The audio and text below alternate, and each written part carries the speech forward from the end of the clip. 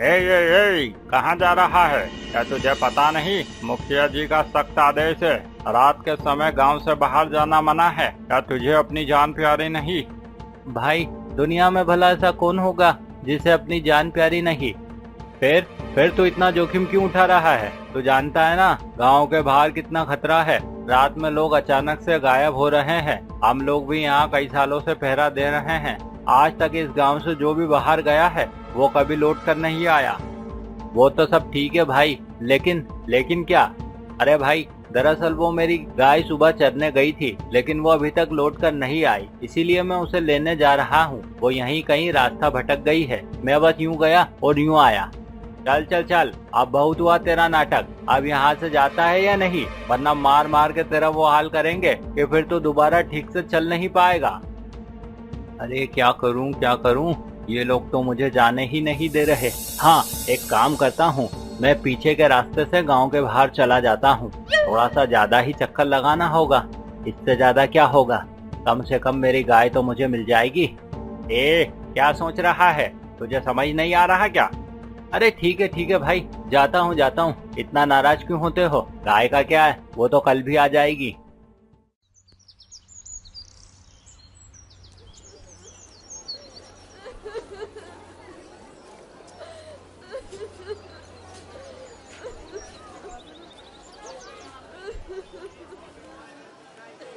क्या हुआ चाचा जी? ये सरला भाभी इतना रो क्यों रही है? सब कुशल मंगल तो है? अब क्या बताऊं बेटा, वही पुरानी कहानी कईयों की तरह। कल रात राजेश भी गांव के बाहर गया था, पर वो अभी तक लौट कर नहीं आया। क्या कहा चाचा जी आपने? अब राजेश भैया भी? हे भगवान, कुछ साल पहले मेरे पिताजी लापता हो गए थे, उसके बाद मेरे बड़े भैया लापता हो गए, और अब राजेश भैया। हे भगवान, ना जाने इस गांव का क्या होगा। यदि ऐसे ही लोग गायब होते रहे तो वो दिन दूर नहीं जब इस गांव में एक भी मनुष्य दिखाई नहीं देगा। लेकिन चाचा जी, आपको क्या लगता है, आखिर इतने सारे लोग कहाँ गायब हो सकते हैं? अब पता नहीं बेटा, लेकिन मुझे तो लगता है कि गांव के पीछे वाले जंगल में जो तालाब है, वहीं से लोग गायब हो रहे हैं। वहाँ कुछ न कुछ तो जरूर है। अच्छा चाचा जी, ऐसी बात है? तो फिर हमें वहाँ जरूर जाना चाहिए। अरे नहीं बेटा, तुम ऐसी गलती मत करना। वो जगह तुम्हारी सोच से भी ज्यादा खतरनाक है। मैं बचपन से देखते आ रहा हूँ। वहाँ जाना तो आसान है, लेकिन वहाँ से लौट कर आना बेहद ही मुश्किल है। वो तो ठीक है चाचा जी, लेकिन हम यूँ हाथ पर हाथ धरकर तो बैठ नहीं सकते ना। अरे किसी को तो जोखिम लेना ही पड़ेगा।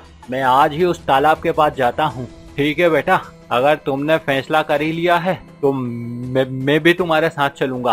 अरे नहीं चाचा जी, आप रहने दीजिए। अब जो भी करना है वो मुझे ही करना होगा। ठीक है बेटा, जैसा तुम ठीक समझो।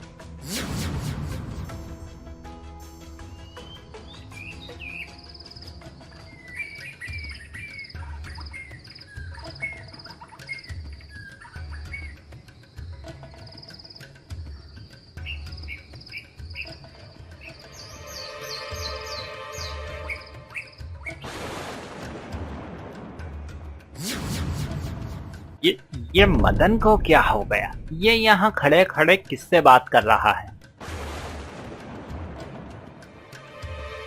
कहीं गांव में जो लोग गायब हो रहे हैं उन सब के पीछे इसी का हाथ तो नहीं? नहीं, मदन ऐसा नहीं कर सकता।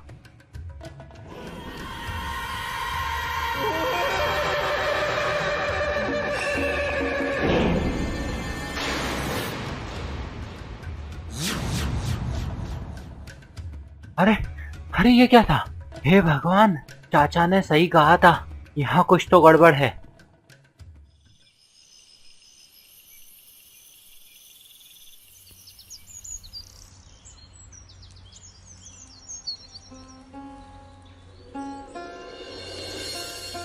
हरिओम। क्या हुआ बेटा, तू बड़ा चिंतित दिखाई दे रहा है। अब क्या बताऊं बाबा, जब मैं छोटा था तब पिता के कंधे पर बैठकर दुनिया देखता था। तब लगता था कि जीवन कितना आसान है, लेकिन जब मैं बड़ा हुआ तब पता चला संसार में चिंता के सिवा कुछ भी तो नहीं है। अब आप ही बताइए भला, ऐसे में मैं आपको चिंतित ही दिखाई दूंगा ना। बेटा, कल क्या होगा ये कोई नहीं जानता, इसीलिए कहता हूँ किसी भी विषय में चिंता करना व्यर्थ है। चिंताएं बड़ी ही तुच्छ होती है। क्या चिंताएं तुच्छ होती है?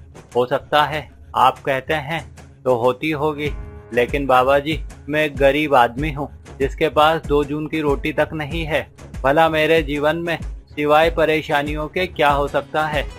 बेटा, भले ही तुम्हारे पास 2 जून की रोटी तक नहीं, फिर भी मुझे तुम अमीर दिखाई देते हो।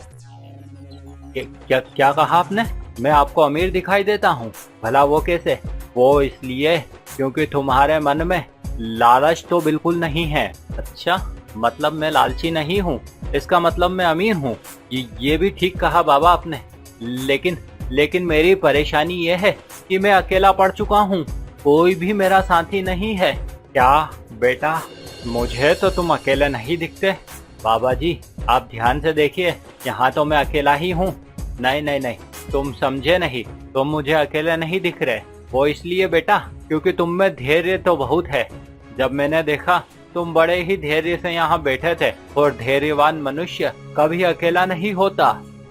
चलो बेटा, अब मैं चलता हूँ। ईश्वर तुम्हारा कल्याण करे, लेकिन तुम मेरी बातों को याद रखना, ये बातें तुम्हारे बहुत काम आएंगी। हरिओम हरिओम।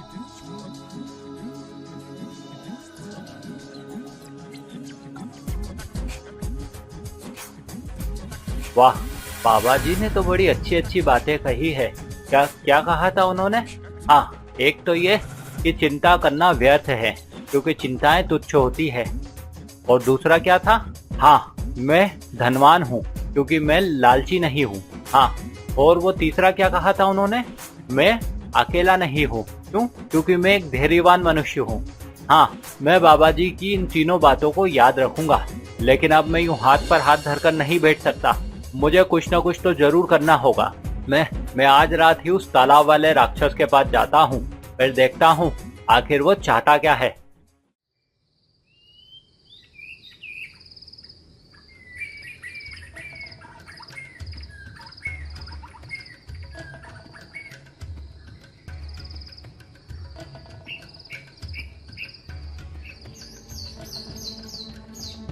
तालाब वाले यक्ष, ओ तालाब वाले यक्ष। कौन है? किसने मुझे पुकारा? अरे बाप रे, मैं हूँ कद्दू। ये कैसा नाम है भला? कद्दू, ऐसा नाम कौन रखता है? ये तो अच्छा है कि तुम्हारा नाम तुम्हारा नाम बैंगन होता। बैगन। देखो, तुम्हें जो भी कहना है कह लो, लेकिन तुम मेरे नाम के बारे में कुछ मत कहना। ये नाम मेरी माँ ने रखा है क्योंकि मेरी माँ को कद्दू बहुत पसंद था। अरे ठीक है भाई, तुम इतना नाराज क्यों होते हो? मेरी कहानी भी तुम्हारे जैसी ही है। अच्छा, तो इसका मतलब ये है कि तुम्हारा नाम भी कद्दू है क्या? कद्दू? नहीं, मेरा नाम कोई कद्दू वद्दू नहीं है।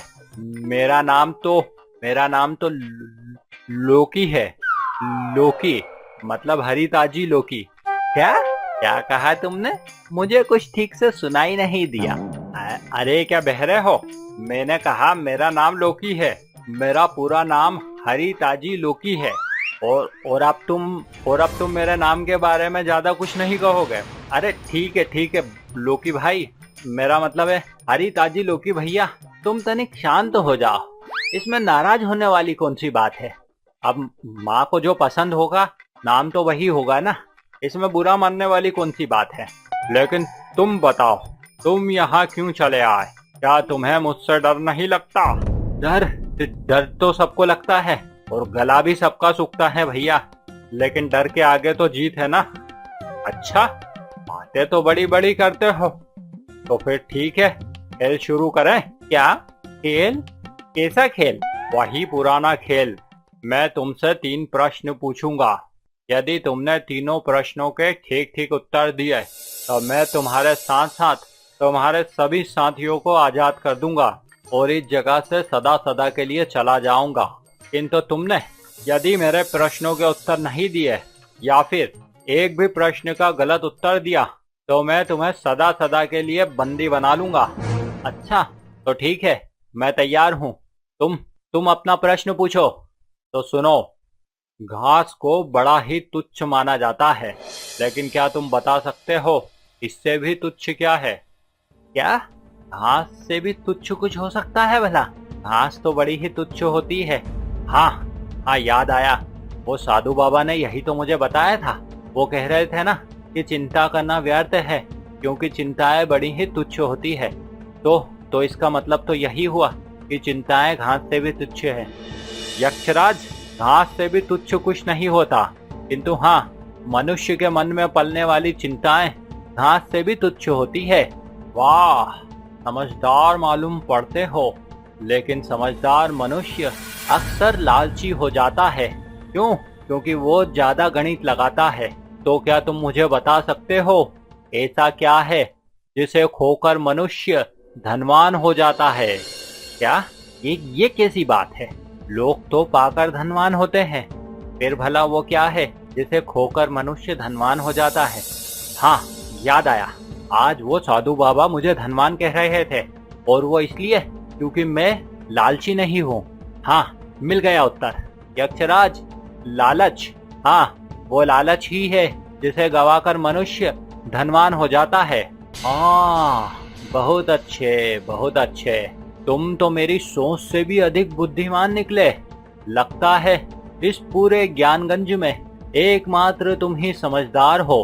लेकिन क्या तुम्हें पता है, ज्यादा समझदार मनुष्य अकेला पड़ जाता है। तो मेरा आखिरी प्रश्न यही है कि मनुष्य का सच्चा साथी कौन है, जो हर परिस्थिति में मनुष्य का साथ देता है, कभी उसका साथ नहीं छोड़ता? अकेला? हाँ, मैं भी तो अकेला था। कल तक मैं खुद को अकेला समझता था, लेकिन आज वो साधु बाबा ने मुझे समझाया कि मैं अकेला नहीं हूँ, क्योंकि मैं धैर्यवान मनुष्य हूँ। तो इसका मतलब यही उत्तर है। यक्षराज, धैर्य ही मनुष्य का सच्चा साथी होता है, जो हर हाल में मनुष्य का साथ निभाता है। वाह, अद्भुत कद्दू, अद्भुत। तुमने तीनों प्रश्नों के बिल्कुल सटीक उत्तर दिए। तुम्हारे उत्तर सुनकर मैं संतुष्ट हुआ।